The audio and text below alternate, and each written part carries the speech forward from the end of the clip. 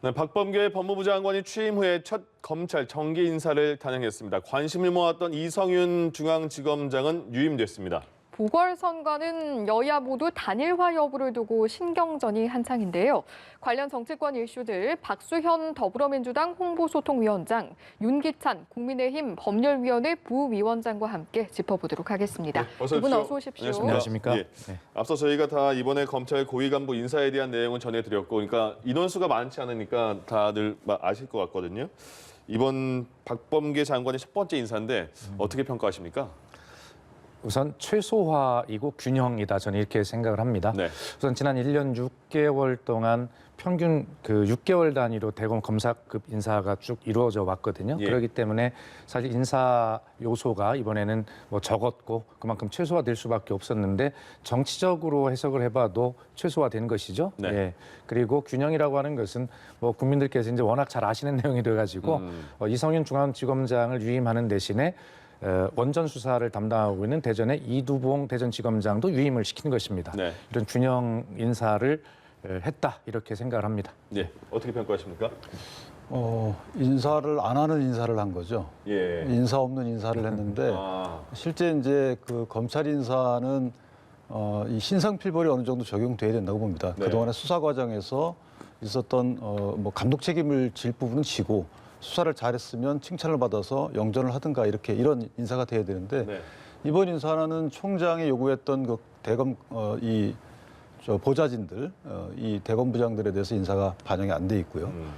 오로지 하나 돼 있다면 사실은 남부지검장과 검찰국장을 바꾼 거죠. 예, 예. 맞교환한 것인데 사실은 이정수 남부지검장의 경우에는 2020년도 10월 달에 갔거든요. 그때 박순철 지검장이 사표를 내면서 갔단 말이죠. 네. 몇 개월이 안 됐어요. 예. 그 사이에 바뀔 만한 특별한 이유가 없는데 아마 박 장관께서 본인과 어느 정도 고등학교 뭐 선후배 연이 맺어져서 믿을만한지 검찰 인사를 대비해서 중간 간부 검찰 인사를 대비해서 검찰국장을 이정수 지검장에게 검찰국장을 맡기고 예. 그다음에 심재철 국장은 사실 좌천성 인사라고 보기 어려워요.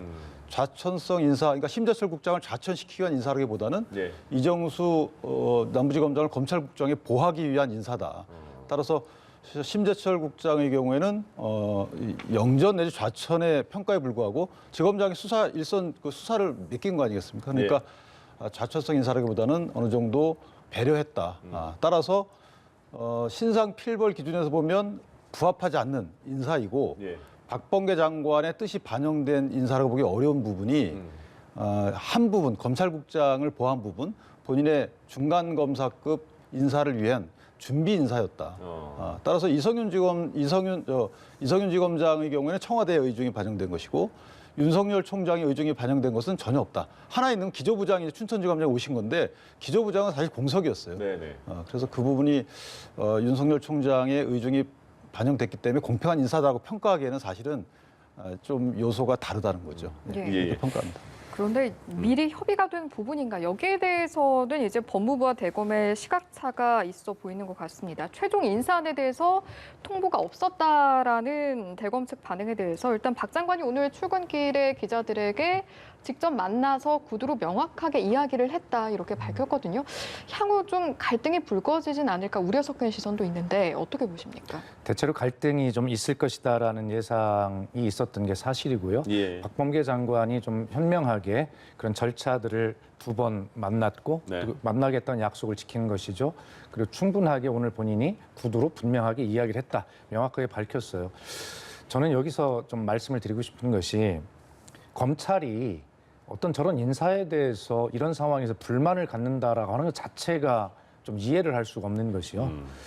아니 장관은 인사권이 있는 것이고 예. 협의를 충분히 했고 그런데 본인들 마음에 들지 않는다고 해서 불만을 갖고 알려지기로는 허참 이렇게 뭐 이야기를 했다는 것인데 그동안 검찰이 가지고 있었던 그 정말 오만한 그리고 무소불위의 권력을 가진 그런 집단으로서의 그 어떤 모습을 여실히 보여준 한마디다, 저는 이렇게 생각하거든요. 예. 저는 윤석열 총장이 본인의 뜻에 맞는 인사를 하고 싶다면 해결해야 될 선결 과제가 있어요. 한동훈 검사장 왜 휴대폰 포렌식 안 합니까? 예, 전 청와대 민정수석실 행정관은 거액을 들여서 그 비밀번호를 풀었잖아요. 그거 왜 안 풉니까? 그리고 술 접대 향 받은 검사들 본인들이 그렇게 새빨간 거짓말을 했음에도 불구하고 사실이 밝혀졌어요. 그런데 왜 거기에 대해 사과하지 않습니까?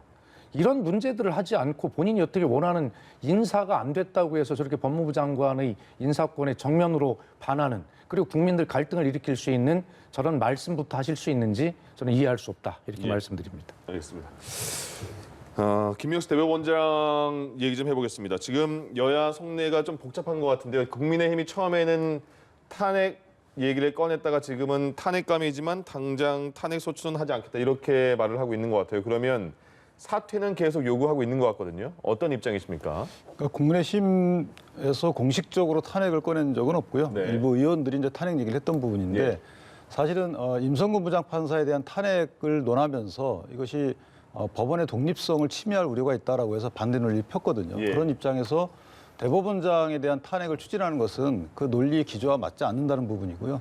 또 하나 실익적 차원에서 보면 사실 의석수 분포로 보면 탄핵 발의할 수 있지만 예. 소추 의결할 수는 없어요. 그렇다면 부결됐을 경우에 김명수 대법원장에게 어떻게 면죄부를 줄 수 있다라는 그런 이제 어떤 심산이 깔려 있는 것 같고 예. 또 하나는 사실은 이제 이런 부분도 있는 것 같아요. 이 현재 만약에 김명수 대법원장이 탄핵을 통해서 직을 잃게 되면 다시 또 대법원장 임명이 되는 거죠. 네. 현 정부 하에서.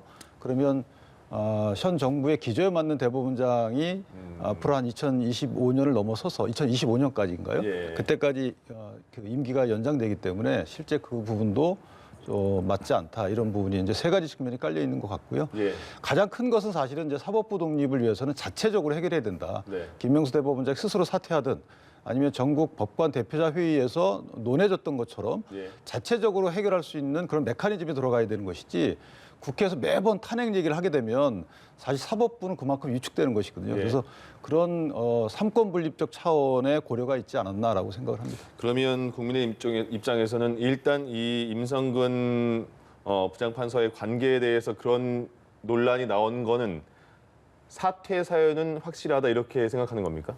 스스로 사퇴해야 된다고 봅니다. 그러니까 이게 녹취록을 통해서 분명히 밝혀졌잖아요. 예. 그래서 거짓말한 부분도 명확하고 이것이 범죄 성립 여부와 상관없이 가장 이제 국민들이 의아하게 보는 부분은 법률적 문제를 차치하고 정치적 상황을 살펴야 된다, 이 부분이에요.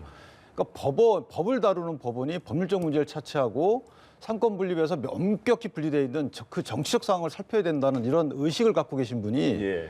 법을 적용하는 법원 전체를 갖다가 이 행정적으로 다스려야 되잖아요. 감독해야 되고 네. 이것이 맞는지 여부에 대해서, 또 대법원의 구성원 중에 한 분이세요, 대법관. 그렇기 때문에 대법원 재판에도 관여하시는 거였기 때문에 사실은 두 가지 측면에서 전혀 맞지 않다. 더군다나 김명수 대법원장께서는 지난 양승태 대법원장 시절에 사법행정권 남용에 대해서 크게 문제 삼았던 분이에요. 예. 근데 이 부분도 사실 사법행정권 남용이라고 범주할 수 있거든요. 그렇다면 한번 스스로 깊게 생각하실 필요가 있지 않나, 이렇게 생각합니다. 민주당 입장은 어떻습니까? 이 문제를 본질이 무엇인가를 정확하게 봐야 되는데요. 예. 이 사건의 본질은 김명수 대법원장이 거짓말을 했다. 자기 부하 직원이 사표를 내러 찾아왔는데 인간적 도리로 보면 좀 달래기도 하고 그래야 될 거 아니겠습니까? 그런 어떻게 보면 사적으로 나눈 대화를 공적 영역으로 끌고 와서 거짓말 프레임을 좀 짜고 있는 것인데요. 좋습니다. 거짓말이라고 한다면 그건 그대로 뭐 맡기면 돼. 윤기찬 부위원장님 말씀대로 본인 스스로 사퇴를 하든 뭐 그건 그 영역이고, 그렇다고 해서 임성근 부장판사의 탄핵이라고 하는 본질이 물타기 되거나 가려질 수 없다라는 것이에요. 사법농단이 일어났습니다. 우리 국민은 검찰보다는 법원에 대해서는 좀 높은 신뢰도를 가지고 있었는데 박근혜 정부 때 이 박근혜 정부 입맛에 맞는 판결문을 받아내기 위해서 본인이 재판장도 아닌데 옆 재판장 판결문을 미리 가져다가 그거를 고쳤다는 거 아닙니까? 세상에 이런 일이 어떻게 있을 수 있습니까? 내가 받을 재판의 판결문을 나에게 불리하도록 누군가 고칠 수 있다면 이런 엄청난 사법농단이 어디 있습니까? 예. 그리고 그런 임성근 부장판사의 행위에 대해서 동료들이 법원에서 이미 위헌적 행위를 했다라고 판결문에 6군데나 적시하고 있고, 네. 그리고 우리 국민이 다 알게 된 전국 법관 대표자 회의, 거기에서 탄핵 소추를 해야 한다라고 이미 선언을 했어요. 이런 상황 속에서 탄핵 소추권을 가지고 있는 국회가 탄핵을 추진하지 않는다면 국회가 직무유기를 하는 것이죠. 지금 국민의힘이 우리 윤기찬 부위원장님 같은 그런 시각으로 뭐 가지게 된다면 참 다행스러운 일입니다만, 이 탄핵의 본질을 사법농단의 본질을 결과적으로 대법원장 거짓말이라는 프레임으로 물타기를 한다. 이건 구분돼야 된다라는 말씀을 다시 한번 드립니다. 예. 제가 한 말씀을 드리면 네. 이게 우리가 통상 정치권에서 어떤 이슈에 대해서 논박을 할 때 A라는 사안에 대해서 사안보다 B라는 사안이 더 중하면 A라는 사안은 묻히는 거 이런 건 아니거든요. 이 사안도 임성근 부장판사의 탄핵에 대해서 야권이나 국민들이 문제 삼았던 부분은 실익이 없다는 부분이었어요. 네네. 그리고 2020년 1월 달에 판결이 났는데 그 이후에 근 1년 동안 아무 얘기 없다가 그 뒤에 이제 탄핵을 추진했다는 부분이죠. 여러 가지 그 사이에 재판들이 있었고, 예. 그러니까 재판 결과에 대해서 불만이 있기 때문에 탄핵을 하려는 거 아니냐. 그러니까 사법부에 대해서 압박으로 작용할 수 있다 이런 문제 제기였지. 임성근 부장판사의 행위가 탄핵 사유가 안 된다는 주장은 아니었어요. 그것은 헌재가 판단할 부분이고, 네. 그와 별개로 그건 또한 그 본질 별도의 본질인 거고요. 예. 김명수 대법원장의 그 언행은 그것이 조작되지 않는 한 그 언행 자체의 내용에 따라서 그것도 별도의 본질인 거예요. 이 언행이 사법행정권 남용으로 치부될 수 있기 때문에 그에 대해서는 김명수 대법원장이 스스로 여러 가지 생각을 해봐야 된다라는 말이기 때문에 예. 이 두 가지가 상충되거나 이 두 가지 때문에 한 가지가 묻히거나 하는 건 아니다. 이 점은 분명히 밝혀야 될 것 같습니다. 이것도 본질인데 갈라서 생각하면 이것도 본질이 맞다. 아, 당연히 그렇죠. 예. 당연히 그런데 이제 제가 뭐 너무 좀 야박하게 보는지는 몰라도 국민의힘은 예. 일단 탄핵에 임성근 부장판사의 탄핵에 반대함으로써 국회가 가지고 있는 권한은 권리를 의무를 포기한 것입니다. 그 권한과 의무가 포기된 자리에 김명수 대법원장의 거짓말이라고 하는 프레임을 가지고 왔어요. 국회로서의 의무를 하지 않고 다른 것을 갖다 들이댈 때 이것은 프레임 전환이다라고 저희는 또 공박할 수 있는 것이죠. 네. 국민께서 현명하게 판단해 주시리라 믿습니다. 알겠습니다. 네, 알겠습니다. 또 짚어볼 내용이 오늘 오후에 예정이 되어 있는 김진욱 공수처장 그리고 윤석열 검찰총장의 만남인데 어떤 내용이 오고 갈까요? 인사차 만남이겠죠. 그런데 저는 개인적으로 공수처가 출범하면서부터 우려했던 부분이 분명히 고소고발이 많이 들어올 것이다라는 네. 부분을 많은 분들이 우려했어요. 많이 들어왔더라고요. 100여 건 넘게 들어왔다는 예. 거 아니겠습니까? 예. 그중에는 아마 공소시효가 임박한 그 사안들도 있을 거예요. 그러면 아직 수사팀이 꾸려지지 않은 공수처 입장에서는 다른 수사기관이 처리를 해야 되는 상황이 벌어질 수 있어요. 예, 예. 그런 수사 협조 차원에서 용건이 있다면 굳이 그런 수사 협조를 부탁하는 또는 어떤 수사 협조 관계를 어떤 채널을 여는 네. 이런 정도의 목적 갖고 만나지 않나. 나머지는 이제 뭐 인사차 예방이지만, 네. 그러니까 원활히 검찰과 공수처가 어떻게 업무상 협조를 하고 어떻게 진행할 것인가에 대한 대략적인 협조를 구하는 정도의 자리가 아닐까 싶습니다. 오후에 비공개 만남을 가진다고 했으니까 또 어떤 내용이 나오는지 한번 지켜보겠습니다. 여권 그 보궐선거에 대해서 얘기 좀 해보겠습니다. 네. 우상호 후보가 정봉주 후보랑 만났습니다. 네. 그래서 당대당 통합을 전제로 해서 단일화에 합의를 했다 이렇게 말을 했는데 그게 어떻게 된 겁니까? 이게 당끼리라도 합의가 돼야지 되는 거 아니겠습니까? 후보끼리 그렇죠. 네. 뭐 합의된다고 그게 되는 걸까? 그거 얘기도 나오고요. 그러니까 후보들끼리 단일화를 논의하는 것은 뭐 권장할 수도 있고 좋은 일이고 자연스럽습니다만 그 단일화가 당대당 통합까지 이어지는 것은 본인들의 영역은 아닌 것 같습니다. 예. 그리고 이미 그 이해찬 당 대표 시절에 열린민주당과의 통합은 없다라고 또 못을 박아놓은 네. 또 사례가 있거든요. 아마 그 통합이라고 하는 것은 본인들이 통합을 주장할 권리나 이런 것은 없지만 단일화를 성사시키기 위한 어떤 자락을 좀 넓게 깔아놓는 그런 차원이고요. 예. 민주당의 공식 입장은 통합에 있지 않다. 현재까지 그렇게 말씀을 드릴 수 있습니다. 현재까지 통합에 있지 않다. 그러면 앞으로는 통합을 할 수 있는 건지 아니면 여전히 열린민주당과는 통합은 안 된다는 생각이신가요? 두 가지 다 말씀을 드렸습니다. 이해찬 대표 때 정해놓은 원칙이 선언적으로 있고요. 예. 그래서 뭐 저는 개인적으로 그렇습니다. 그래서 그 현재 민주당이 쫓아가는 형국 아니겠습니까? 그렇기 때문에 또 야권 중심으로 단일화 논의가 계속 그 이루어지면 주목을 받게 되고 네. 그러니까 이쪽도 단일화 어떤 주제를 가지고 함께 맞불을 놓는 것은 좋은 전략이라고 생각이 되나 예. 통합이라고 하는 것은 결국 당원들의 뜻이고 당의 입장이기 때문에 그것은 현재까지라고 제가 말하는 것이 이제 뭐 확대 해석을 해주시는데 네.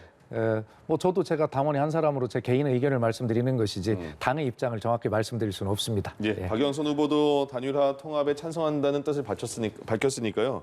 당천에서 어떤 움직임이 있을지는 좀 기다려 봐야겠습니다. 그리고 야권 같은 경우에는요. 김종인 위원장 그러니까 이제 안철수 금태섭 후보는 단일화에 합의를 했고 3월 1일 날 발표를 한다는 거 아니겠습니까?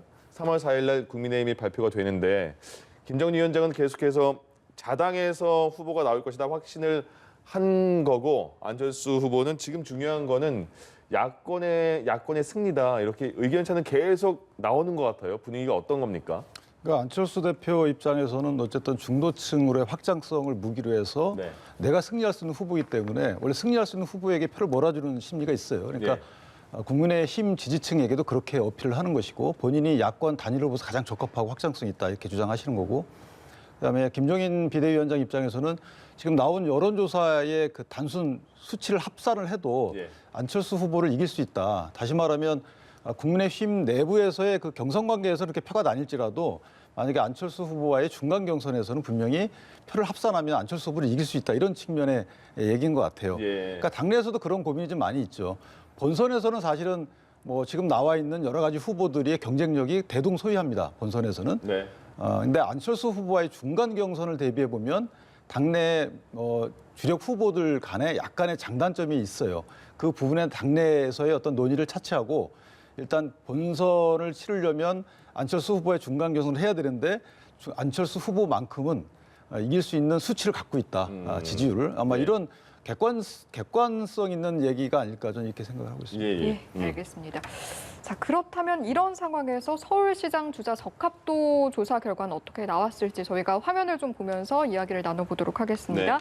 일단 박영선 후보가 1위를 차지했고 그 뒤를 안철수 후보가 오차 범위 안에서 2위를 차지하면서 이어가는 모습, 또 나경원, 오세훈, 우상호 후보가 그 뒤를 이어가는 모습이네요. 일단 선거가 2달 정도가 남은 상황인데 향후 변수가 있다면 좀 어떤 것들이 있겠습니까? 일단 이제 민주당의 서울시장 후보는 국민의힘에 앞서서 3일 전에 3월 1일쯤 결정이 될 것으로 예상이 되고 있고요. 그때까지 이제 국민의힘은 지금 보듯이 지리한 단일화 협상, 통합 협상, 정치 공학적 이슈들을 가지고 계속 끌고 갈 거거든요. 이미 국민은 필요해지기 시작했다 이런 생각이 저는 들고요. 그 사이를 민주당 후보들이 어떻게 집권 여당답게 정책을 가지고 파고들 거냐. 또 서울 시민으로부터 지금 민주당이 비판을 받는 부분, 부동산 정책 이런 문제들이 있지 않습니까? 그런 데 대한 확실한 대안을 집권 여당으로서 내야 할 의무와 책임이 있는 것이죠. 아마 그런 부분이 단일화 협상이라고 하는 이 필요하고 지루한 과정을 민주당의 정책 경쟁이라고 하는 그 정말 아름다운 그런 프레임으로 아마 끌고 덮게 될 것이다. 저는 그렇게 생각을 합니다. 그것이 서울시장 선거에서 민주당이 쫓아가서 끝내는 역전할 수 있는 그런 유일한 변수라면 바로 그런 프레임 경쟁에서 이기는 것입니다. 알겠습니다. 이번 결과 좀 어떻게 보셨습니까? 저는 저 수치를 단순 합산을 하게 되면 지금 박영선 후보가 1위를 하고 있지만 의미 있는 후보들의 합을 하면 그 국민의힘 등 야권 후보가 한 43%가 넘습니다. 그러니까 모름이라고 응답하신 15%를 더한다면 사실은 상당히 의미 있는 지지율이죠. 그렇기 때문에 부동산 정책과 관련돼서 말씀하신 것처럼 해법을 내기가 상당히 어려워요. 이미 수요 억제 정책으로 부동산 값이 상당히 올라 있는 상황이기 때문에 공급책을 내놓는다 하더라도 지금 2025년까지 부지 확보를 하겠다는 거 아니겠습니까? 그렇기 때문에 실질적인 공급책을 내지 않는 한 부동산 정책 하나만 갖고도 여권은 상당히 어려운 선거가 될 것이다. 따라서 제 생각에는 국민의힘 내부에서 어느 후보가 될지가 사실은 가장 큰 변수로 작용할 수 있을 것 같아요. 뭐 나경원 후보가 될지 오세훈 후보가 될지 아니면 뭐 조은희 후보가 될지 오신환 후보가 될지 이것 이외에는 변수가 없다. 왜냐하면 이것 때문에 안철수 후보와의 단일화 과정에서 안철수가 이기든 국민의힘 후보가 이기든 이렇게 결론이 날 거거든요. 그거 이외에는 큰 변수가 없고 그거에 따라서 혹시 여당이 이길 수 있는 여지는 있으나 현재 입장에서 보면 대세로는 야권이 이기는 추세다. 이렇게 전 전망이 됩니다. 요거 잠시 다시 정리해서 말씀드리면요. 이게 한국리서치 조사가 오차가 플러스 마이너스 3.5%거든요. 그러니까 1위 박영선 후보와 2위 안철수 후보도 오차 범위 안에 있는 거고요. 2위 안철수 후보와 3위 나경원 후보도 오차 범위 안에 있는 그 순위라는 걸 다시 한번 말씀드리겠습니다. 두 분 모두 이제 앞서 부동산 이야기를 해주셨는데 실제로 또 이제 서울시장 선거와 관련해서 가장 관심이 가는 이슈가 무엇인가 물어봤더니 49.7%가 화면이 좀 준비가 돼 있나요? 보시는 것처럼 49.7%가 부동산 주거 정책을 꼽았습니다. 아무래도 이제 앞으로의 선거에서 이 부분에 대한 어떤 대안 제시를 얼마만큼 성공적으로 하느냐 이 부분이 역시나 중요해질 것 같습니다. 그렇습니다. 저희도 이번에 발표한 2사 부동산 대책이 좀 확실한 그 서민의 주거 안정에 기여하기를 정말 애타는 마음으로 기다리고 있는데 결과는 모르겠습니다. 그러나 모든 전문가들 그리고 야당마저도 이번에 83만 호 공급 대책, 특히 수도권의 32만 호 공급은 역대급 물량 폭탄이다 이렇게 이야기를 하고 있죠. 네. 윤기찬 부위원장께서 말씀하셨습니다. 2025년까지 부지를 확보하겠다는 것이고 당분간 또 부지를 확보하더라도 건축 기간 한 2, 3년을 따지면 굉장히 오랜 시간 기다려야 되기 때문에 효과가 없을 것이다 이런 것도 있지만 예. 꼭 그렇지만 않습니다. 지금 서울 외곽의 어떤 신도시를 만들고 이런 것이 아니고요. 예. 다양한 형태의 그 공급 대책들이 있기 때문에 꼭 시간이 그렇게 오래 걸리는 것만 아니다. 1년 안에 뭐 리모델링 등을 통해서 할 수 있는 것들도 얼마든지 있기 때문에 아마 이번 부동산 정책에 대해서는 그런 어떤 현실화에 대한 우려도 있지만 사실은 기대가 굉장히 큰 것도 여러 가지 그 여론조사를 해보면 그게 나타나고 있거든요. 저희들로서는 좀 제발 이번 뭐 저희 민주당을 위해서가 아니라 네. 우리 서민의 주거 안정을 위해서 이번 부동산 대책이 정말 꼭 효과가 있었으면 하는 그런 바람으로 지금 보고 있습니다. 예. 부동산도 그렇지만 일자리, 코로나, 복지 이런 이야기도 지금 많이 나오는 것 같습니다. 그러니까 일자리, 코로나, 복지 모든 부분에 있어서 여당한테 불리함이 있습니다. 그러니까 부동산 같은 경우에는 경험적으로 이미 국민 대다수가 물론 이게 부동산에 대안을 내기가 굉장히 어려워요. 그렇기 때문에 더 어려운 이 이슈가 된 겁니다. 네. 근데 여당에서는 계속 수요 억제 정책을 하면서 이미 국민 대다수로부터 신뢰를 잃었어요. 신뢰를 회복할 수 있는 시간적 여유가 없습니다. 그리고 야당 입장에서는 비판적 대안이기 때문에 그 야당이 내는 대안에 대해서 논박은 할 수 있지만 경험적으로 옳다 그르다를 판단하기 어려워요. 예. 그렇기 때문에 여당한테 굉장히 불리한 이슈고 야당한테 유리한 이슈가 되기 때문에 더군다나 50% 정도가 부동산에 대해서 민감한 반응을 보이고 있어요. 그렇다면 선거에서 그 결과는 상당히 예상이 된다. 예. 네, 저렇게 마지막으로 민주당에서 국회 윤리특별위원회를 뭐 상설화시키는 법안을 발의하겠다. 야당만 그 참여해주면 빨리 이게 이루어질 수 있겠다. 이유가 뭔 거죠? 왜 그 상설화시키려는 거죠? 뭐 이유가 다른 게 있습니까? 국민께서 국회를 바라보시는 불신 네. 이런 것이죠. 실제로 그 윤리특위는 지금 비상설 특위로 예. 되어 있어요. 그래 국회법 46조에 그래 그걸 개정을 이제 하자는 것인데 예. 실제로 이 통계를 보면 말씀드리기가 참 부끄럽습니다. 18대 국회 때 그 윤리특위에서 징계한 것이 한 건이에요. 그러니까요. 19대 국회 한 건, 예. 20대 국회는 0건입니다. 네. 이렇게 하고 국회가 어떻게 국민의 신뢰를 회복할 수 있겠습니까?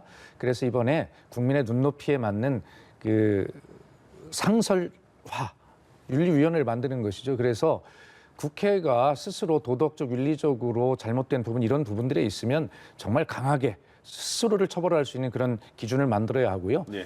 그다음에 지금 이제 윤리특위가 비상설일 뿐만이 아니라 거기다 윤리심사 자문위원회가 지금 있거든요. 예, 그냥 거쳐야 되는 자문이에요. 거죠. 그렇습니다. 예, 예. 근데 이것을 윤리조사위원회로 좀 강화하자. 네. 예. 그래서 실질적으로 어떤 그런 조사 개시 청원이 있으면 조사 기능을 할 수 있도록 이렇게 예. 강화하는 것인데 아마 국민들께서 굉장히 반겨하실 뭐 내용이다 이렇게 생각을 하고 꼭 야당과 머리를 맞대고 힘을 합쳐서 이번에 이 국회법을 개정했으면 좋겠다는 예. 말씀을 드립니다. 국민의힘도 이 부분 동의하시는 부분입니까? 네, 이것이 2020년도 6월달 원 개원하자마자 국민의당에서 처음에 냈던 안이에요. 네네. 사실은 거기에 들어갔던 안인데 박강원 의원님이 냈다가 사실 이게 좀 바뀌어서 일하는 국회법 통과됐거든요. 예, 예. 근데 상설화도 중요하지만 사실 조사위원회를 신설해서 조사권을 부여하는 거죠. 네. 외부 인사가 참여해서 이 부분은 반드시 통과돼야 된다고 봅니다. 알겠습니다. 두 분이 여기서는 합의가 맞았습니다. 여기까지 듣겠습니다. 지금까지 더불어민주당 박수현 홍보소통위원장, 윤기찬 국민의힘 법률위원회 부위원장 두 분과 함께했습니다. 고맙습니다. 고맙습니다. 예.